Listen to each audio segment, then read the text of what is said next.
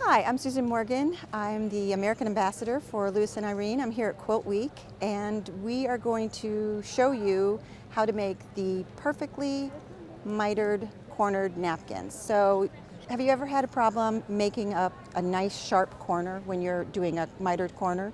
This is going to be the perfect technique to show you how to get this nice flat sharp corner. And in the meantime, you're going to end up with this beautiful fabric lined napkin.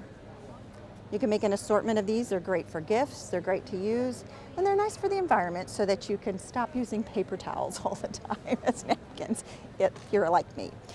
The nice thing about these napkins is they're made out of fat quarters. So you're going to take 2 fat quarters. You're going to cut one 15.5 by 3/4. This is going to be your lining piece. It's the smaller square, so you're just going to cut this and just press it nice and set it aside.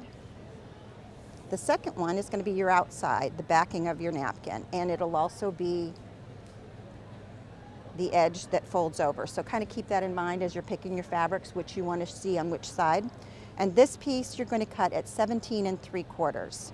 And the reason it's 17.75 is because most fat quarters might need to be trimmed up just a little bit. So this gives you that little leeway and you can get it easily out of a fat quarter.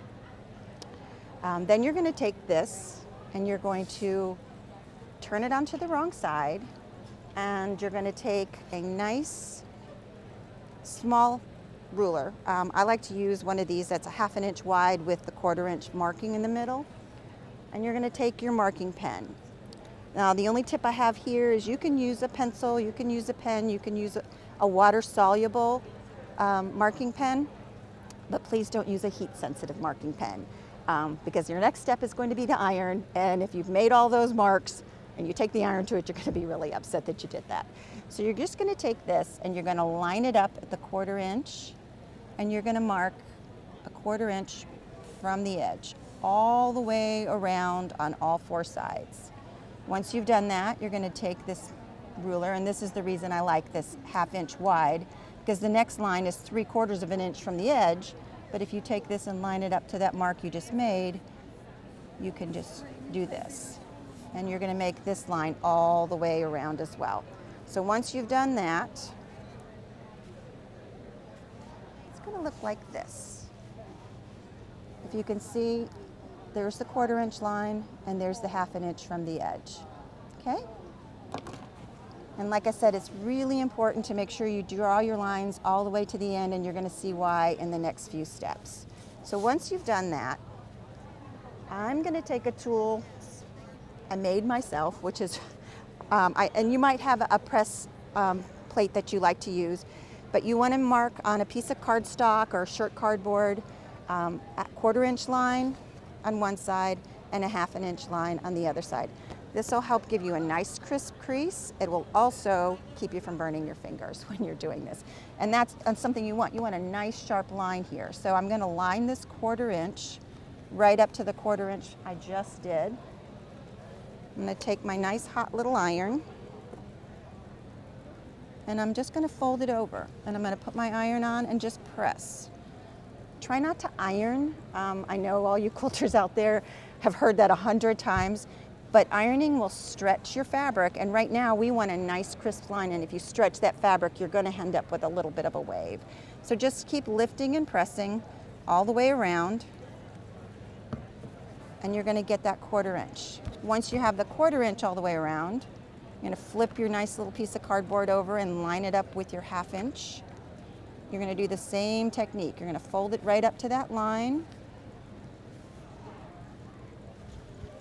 Take your little iron and press. Okay. The prep work on this is really important. It doesn't take long. It's really easy to do, and once you've done it a time or two, you're just going to do it second nature anyway. Okay, so once you've gone all the way around with this, you're going to end up a piece that's folded all the way around. The next trick is to take this here, and you're going to open back up that last fold you did. You have the 1/4 inch still folded, but the last fold you're going to open up. You're going to take your napkin, you're going to fold your napkin in half diagonally and match up those folded edges, okay, just like that.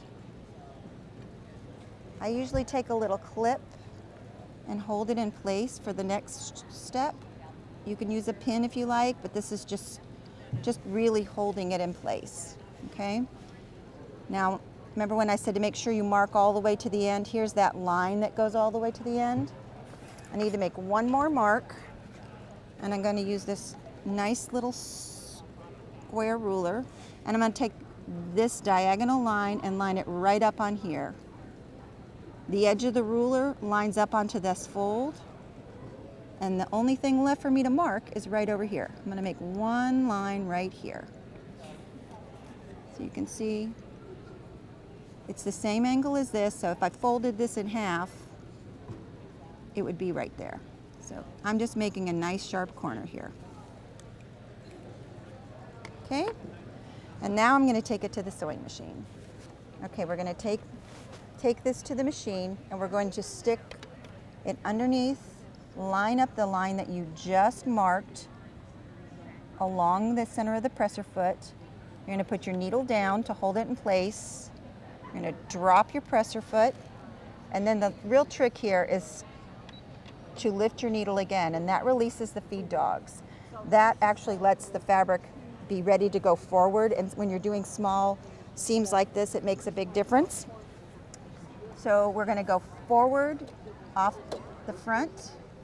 We're going to back stitch all the way back off the other side of the fabric, come back to the center where you started.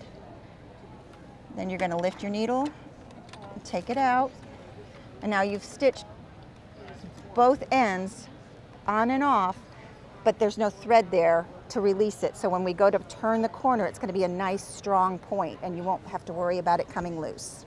So once you've sewn and taken this out of the machine, this is your stitch where you started in the center, stitched off, back, and back to the center. You're going to trim this corner, and the perfect way to trim this is to start with the folded edges facing down. Take the scissors right at the edge of that stitch, take one tiny, maybe 1/8 of an inch in, and then pivot. So you have a little line here going this way, and then that takes that little knot that always leaves your corners just a little bit chunky out of the way. So the next step is to take this, and you're just going to turn it inside out, like this. To get a nice sharp corner, I always use a point turner. You can find these in the stores. They're super, super easy, but because I did the stitch the way I did, I'm not afraid of sticking this all the way through. If I had started my seam at the end or ended it at the end, a lot of times you don't have the strength and you can't get that sharp point. So I can push this out as far as I want, and I'm going to take my iron and I'm going to press it nice and flat. And then press all the way around as I do all 4 corners. Okay, your next step, you're going to add your lining because you've got all your corners nice and sharp. So I'm going to take my lining piece, I'm going to lay it flat and tuck it up underneath all the way around, nice and flat. I like to take a couple of clips and just hold it into place here and there as I take it to the machine, and then I'm going to stitch close to the edge all the way around. And I've got a tip to show you how to get nice and close to that edge using your presser foot. Okay, so now we're going to take the napkin. We have the lining inside. It's clipped in to hold it into place, but it's pressed nice and flat. Everything's ready for you to do that beautiful top stitch. The key for this, first of all, never start in the corner on something like this. Come down about 1 inch from the edge, and you're going to line the folded side of your napkin up with the inside lip of your foot here. And I'm using a 1/4 inch foot that has an elongated front, so I can see right along the front, and this edge right here is just going to ride right down the middle, and that's how I'm going to get my stitch so close to the end. I'm going to drop my needle down, make sure I'm in place, and I'm just going to watch it as it goes nice and straight down the edge all the way to the corner. Okay, when you're done, You want to take a quick back stitch, lift it up, take it from your machine. Once you finish stitching all the way around, you're going to take your iron and give everything a nice, sharp press. And you have completed the perfect mitered corner lined napkin. So here's the finished lined napkin, and make sure to come see me in my booth at the next AQS Quilt Week.